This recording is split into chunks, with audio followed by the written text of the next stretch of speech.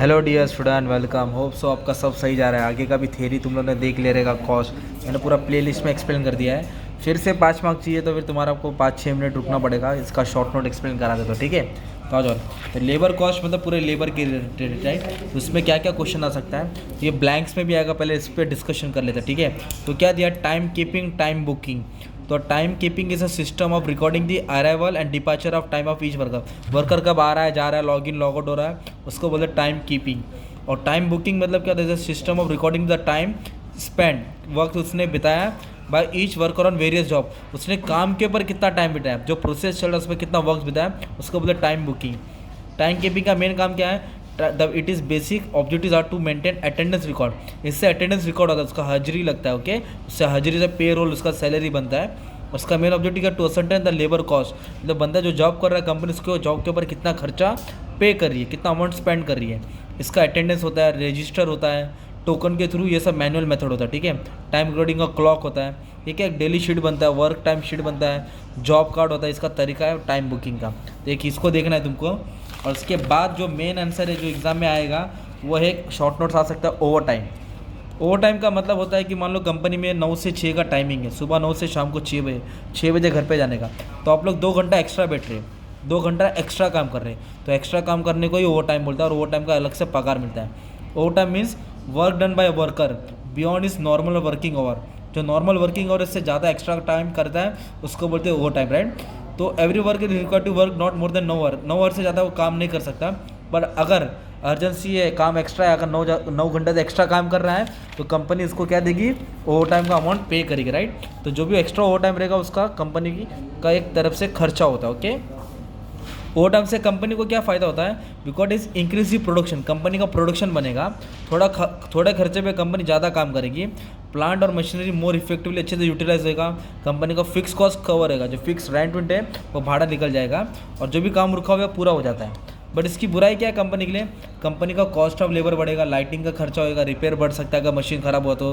और वर्कर लोग काम करते करते फैटिग, टेंशन, बोरिंग होएगा, राइट। और प्रोडक्ट फिर घाय में अच्छे से नहीं करते तो सब स्टैंडर्ड भी आउटपुट बनेगा। और over time become habit and worker में work less during normal working hour. Over time में ज़्यादा तो काम करेगा, तो जो नॉर्मल वर्किंग आवर उधर टाइम नहीं करेगा, टाइम पास करेगा ना। तो ये ओवर टाइम के बारे में डाल देने का था। अब ओवर टाइम का और एक भाई होता है आइडल टाइम। आइडल टाइम का कॉन्सेप्ट एग्जाम में आएगा, ओके। तो आइडल टाइम का मतलब होता है कि 9 घंटे की ड्यूटी है, काम करना है, पर आधा 1 घंटा वो टाइम पास करता है, वॉशरूम जाता है, घूमने जाता है, टॉयलेट करने जाता है, कैंटीन में जाता है, 1-1.5 घंटा इधर ही कॉफ़ी पीने में टाइम पास करता है। तो उस टाइम पास में उसका कोई प्रोडक्शन नहीं होता, उसको बोलते हैं आइडल टाइम। तो idle time means time lost during which worker does not work. जो काम होता है, वर्कर उधर कुछ काम नहीं करता है, उसको बोलते हैं idle time. He is idle, idle मतलब खाली। However still the worker has to paid the wages, तभी भी कंपनी को उस आइडल टाइम का पगार मिलता है। जैसे कैंटीन का तुम्हारा आधा घंटे का लंच टाइम है, आपने 1 घंटा ले लिया तो कंपनी आधा घंटे का पगार नहीं काटेगा, कंजूस मारोडी नहीं बनेगा, कंपनी तुमको पूरा पे करेगा। Double loss for the concern, okay. It should be noted that idle time does not include period of worker is on leave. मतलब जो वो छुट्टी करता है, वीक ऑफ पे रहता है, वो टाइम वो आइडल टाइम में कवर नहीं होता, ठीक है। तब आइडल टाइम का तो मतलब आ गया। अब इसका कॉन्सेप्ट पढ़ेंगे। आइडल टाइम में आइडल टाइम 2 तरीके का होता है, एक होता है नॉर्मल, एक होता है abnormal. Normal idle time is the time lost in walking from the gate of the place of the work, tea, lunch break, time taken, मतलब वॉशरूम आना जाना। इसको आप लोग अनअवॉइडेबल, इसको कंट्रोल नहीं कर सकते। अब सीधी बात है, लंच तो करेगा ही ना वो, तो ये टाइम का आइडल टाइम को उसको आप क्या नहीं कर सकते, कंट्रोल नहीं कर सकते। It is unavoidable idle time. ये ब्लैंक्स में आएगा, normal idle time, unavoidable idle time. और एबनॉर्मल का मतलब क्या होता है, वर्कर काम तो कर रहा था, लाइट चली गई, या फिर फैक्ट्री का मशीन ख़राब हो गया, स्ट्राइक हो गया, लॉकआउट हो गया, पावर फेलियर हो गया, तो इसके कारण काम क्या हो गया, इसका रुक गया, इसलिए उस टाइम प्रोडक्शन नहीं होने लगा। ये होता है एबनॉर्मल आइडल टाइम, ओके। तो ये 2 कॉन्सेप्ट तुमको पढ़ने का एग्जाम में आएगा, राइट। और आइडल टाइम को क्या करते हैं, कंपनी रिकॉर्ड करती रहती है, ठीक है, जॉब कार्ड पे कि कितना टाइम उसका खाली है। इससे मालूम पड़ता है एम्प्लॉय कितना एफिशिएंट है या नहीं एफिशिएंट है। और एक मेन टॉपिक है तुम्हारा लेबर टर्नओवर। ये भी बहुत इंपॉर्टेंट टॉपिक है, शॉर्ट नोट्स के लिए रेडी है, मैंने IMP दिया था। लेबर टर्नओवर का मतलब होता है कि जो वर्कर लोग, मान लो कंपनी में ना 10 वर्कर लोग काम कर रहे थे, अब 7 वर्कर लोग जॉब छोड़ दिए, और दूसरी कंपनी में ज्वाइन हो गए, तो अभी इधर 3 ही वर्कर रह गए। तो जो 7 लोग जॉब छोड़ के गए ना, उसको लेबर टर्नओवर बोलते हैं। अपना एक कंपनी को छोड़ के बी कंपनी में चले जाना।